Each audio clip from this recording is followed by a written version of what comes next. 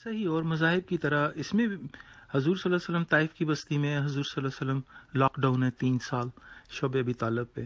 تو حضرت محمد صلی اللہ علیہ وسلم نے اور ان کے وہ احباب جو شب ابی طالب میں ساتھ تھے یا طائف کی بستی میں، تو انہوں نے وہاں سے نکلنے کے بعد کس غصے کا یا کس ایسی چیز کا اظہار کیا کہ جس سے ہمیں پتہ لگے کہ انہوں نے کہا آگ لگا دو، توڑ دو، پھوڑ دو.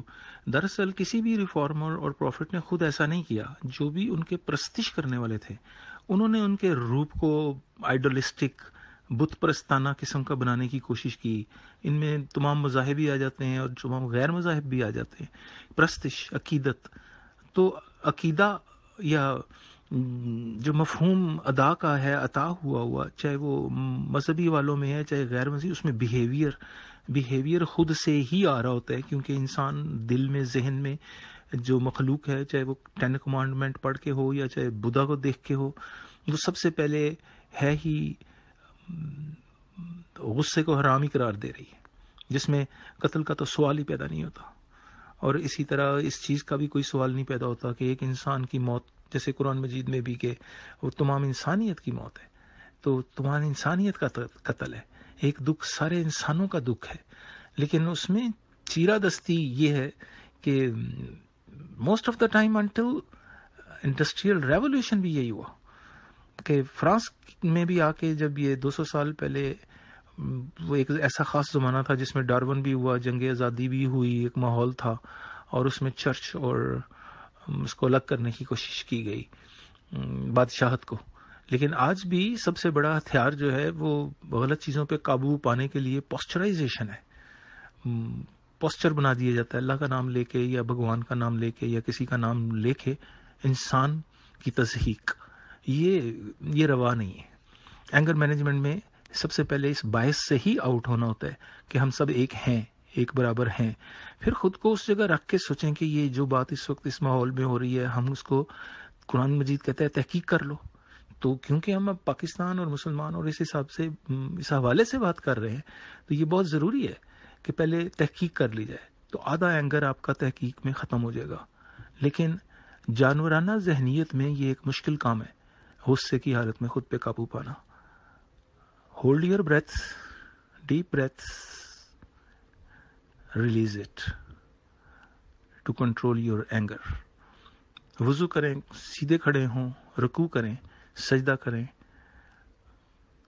تو پانی کے وہ قطرے جو وضو سے شروع ہوں گے وہ آپ کے اندر پاکیزگی، آپ کے جھکنے پہ اللہ تعالیٰ کے آگے آپ کی اوقات، اور سجدے میں جانے پہ دعا بن جائیں گے.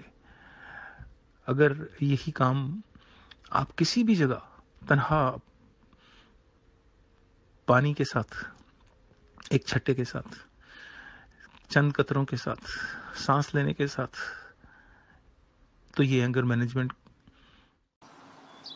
شدت پسندی اور انتہا پسندی، یہ وہ الفاظ ہیں جس کو ہم کسی بھی قوم کے پیرائے میں دیکھیں تو غیظ، غضب یا غصہ اسلام میں اس لیے حرام تھا کہ یہ انسان کو عقل سے سوچ آری کر دیتا ہے.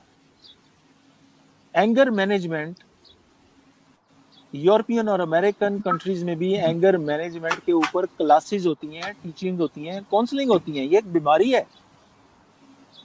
اور اگر ہم اتھر وید پڑھیں یا ویدک 1 کو پڑھیں، وید 2 کو پڑھیں، وید چہارم تک 4 وید ہوئے جن کی لکھی ہوئی باتوں کو پران کہا جاتا ہے. پران. اب وہ جو پران یا پرانے کتابیں یا صحیفے ہیں ان کے، اس میں انسانیت کی معراج کی وہ باتیں ہیں. آپ اس بات سے اندازہ لگا لیں کہ کسی وید نے کسی بت کا ذکر نہیں کیا، نہ ہی ان کے وقت میں بنا، بلکہ اس وقت ایک لفظ جو ہے نا پرماتما، جس کو پرم کا مطلب ہوتا ہے اعلیٰ ترین، آتما کا مطلب ہوتا ہے روح، تو پرماتما زندہ تھی، یعنی اعلیٰ ترین روح کے اوپر وید نے کام کیا. اعلیٰ ترین روح پہ ہم بھی اسی طرح یقین رکھتے ہیں، فی نفخت روحی والا. کرسچینٹی میں بھی ہولی اسپرٹ کا وہی مقام ہے. یہ ایک اینجلک وے ہے، اس کی تصویر یا اس کی کسی قسم کی تخلیق یا تھی ہی نہیں. قرآن کے بعد جیسے ہم لوگوں کے مختلف مذہبوں کے وظائف مختلف مذہبوں کے اندر پاتے گئے اور اس میں تھیٹریکل چیز آتی گئی مذہبوں میں، تو ایسے ہی ایک تھیٹریکل رویہ رامائن میں آیا. رامائن سے پہلے اپنشد ایک 700-600 سال اس دور سے گزری، لیکن جب تھیٹر آیا تو اس میں دکھاوا، اس کے اندر کالی ماتا، اس کے اندر لکشمی دیوی، اس کے اندر اندر سبھا، اس کے اندر پنڈتوں کے سامنے ناچنے اور گانے والیاں، اور اس کے اندر کلیکٹر چڑھاوے، گولڈ کے کھانے پینے کی چیزوں کے چڑھاوے، اور ان کے لمبے لمبے اخراجات انسانوں کی خدمت کی بجائے حکومت کرنے والوں کے ناز نخرے پہ اٹھنے لگے. 200 400 گھوڑے آگے پیچھے رکھنے والے کلیکٹرز جو ہیں ان کے لیے سرمایہ اور انسان جو ہے وہ کولیٹرل ڈیمیج کی طرح ہے. اس کولیٹرل ڈیمیج میں اگر ہم ہندو توا کو دیکھیں تو یہ ایک وہ رجحان ہے جو انہوں نے اپنے آپ کو شدت پسندی کے اظہار کے لیے اپنایا. یہ کیا انہوں نے کسی کے رسپانس میں، یعنی ان پہ کیا ایسا تشدد یا ایسی چیز ہوئی جو ان کو بتایا گیا کہ تم اگر یہ کرو گے تو ہمیشہ زندہ رہو گے؟ تو یہ ایک ذہنی کیفیت ہے، یہ اینگر مینجمنٹ کی طرف جاتی ہے. تو وہ کچھ خفا لوگ ہیں، کچھ اینگری لوگ ہیں جن کو وہ ہندو جو پرماتما کو جانتے ہیں وہ بھی پسند نہیں کرتے. خود یہ کوئی ناچ گانے اور گردنیں اڑانے کا موسم تو نہیں ہے، یا یہ وہ زمانہ تو نہیں ہے کہ آپ کسی قسم کے جلوس اور چیزیں نکالتے ہوئے انسان کی توہین پہ لیتے ہیں.